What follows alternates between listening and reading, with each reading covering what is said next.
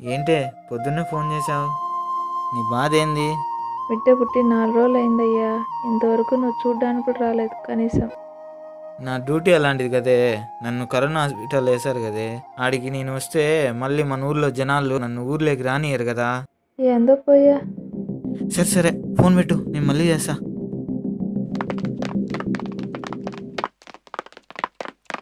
అయ్యా అయ్యా, ఏమయ్యా వాకిలేస్తున్నావు? నువ్వు ఆడేదో మున్సిపాలిటీ వర్కర్ని నీకు రూమ్ ఇచ్చినాము. నువ్వు ఆడో పోయి వర్క్ చేస్తా ఉండవు. రోగాలన్నీ తగిలించుకొని వస్తే మా పరిస్థితి ఏంది? ఇంట్లో చిన్న పిల్లలంతా ఉన్నారు, కష్టము. మా నాయనకి తెలిసింటే ఇచ్చేవాడు కాదు, మా నాయనకి తెలియక ఇచ్చేసినాడు. వేరే రూమ్ వెతుక్కో నువ్వు, సరేనా? పోయి వస్తానయ్యా. పో పో పో.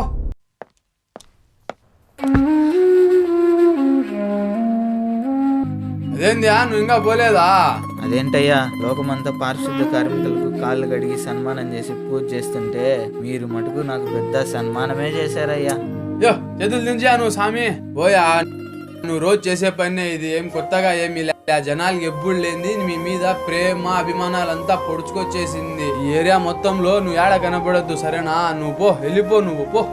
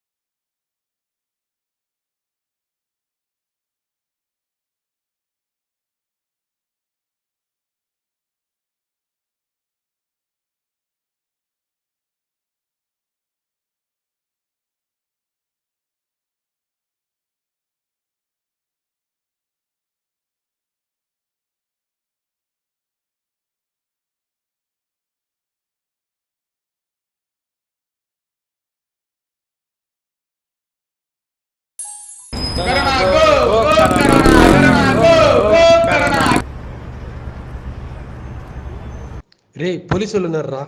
ఉన్నీళ్ళరా, ఏం కాదు, పోదాంపా.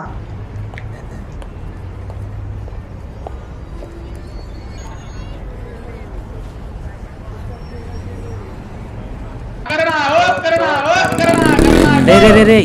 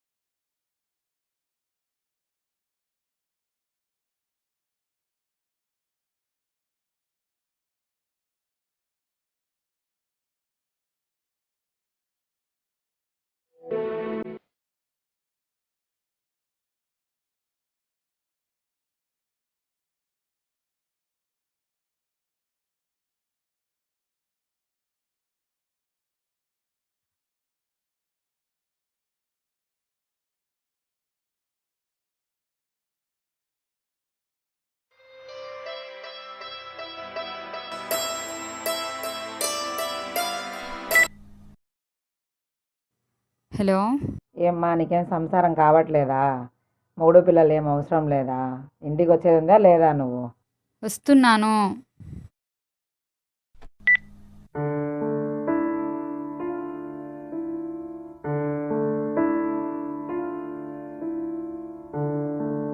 Good morning madam.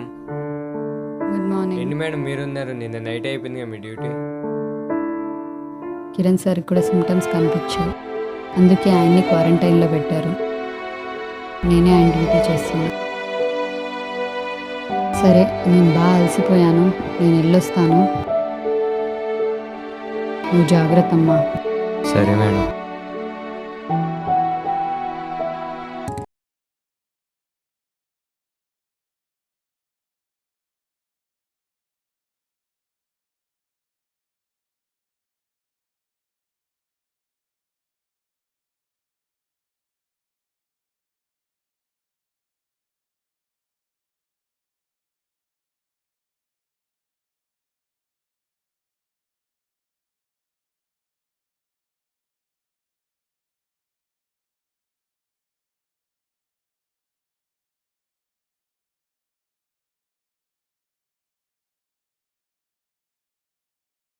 మాత్రాన రేషన్ మా ఇంటికి రాదండి. మేము కూడా మీలాగే సాధారణ మధ్యతరగతి కుటుంబీకులమే.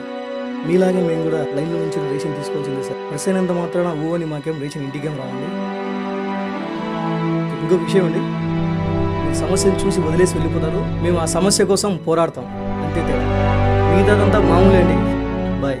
Bye sir.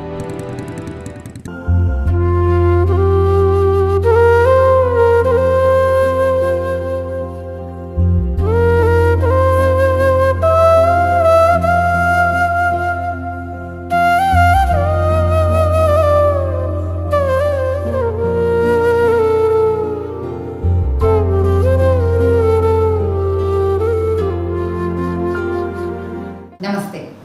గత 2 నెలలుగా ఈ ప్రపంచం ఎవ్వరూ ఊహించని విధంగా మారిపోయింది. కంటికి కనపడని శత్రువులతో యుద్ధం చేస్తున్నాము. ఈ యుద్ధంలో ఎంతో మంది బలైపోయారు. ఈ యుద్ధంలో మనల్ని విజయపదంలో నడపడానికి మన ముందుండి పోరాడుతున్న మన సూపర్ హీరోస్కి కృతజ్ఞతలు తెలుపుదాం. ఎంతో మంది వైద్య సిబ్బంది, పారిశుద్ధ కార్మికులు, పోలీస్ వారు, మరీ ముఖ్యంగా మీడియా వారు తమ ప్రాణాలని, కుటుంబ సభ్యుల్ని లెక్క చేయకుండా రాత్రి పగలు కష్టపడుతున్నారు. మనం వారికి చేయగల ఒకే ఒక్క సహాయం మనందరం ఇంటికి పరిమితమై ఉండడం. ఈ లాక్డౌన్ సమయంలో ఈ పోరాటంలో ఎంతో మంది తమ జీవిత ఆధారాలను పోగొట్టుకుని తిండి లేక ఇబ్బందులు పడుతున్నారు. ఆర్థిక పరిస్థితి అంతా చిన్నాభిన్నమైపోయింది. ఈ పరిస్థితిలో మనందరం కలిసిమెలిసి ఉండి మన సూపర్ హీరోస్కి సహాయం చేసి ఈ మహమ్మారి కోవిడ్ని తరిమేద్దాం. We salute our superheroes. Let's together and fight for our nation.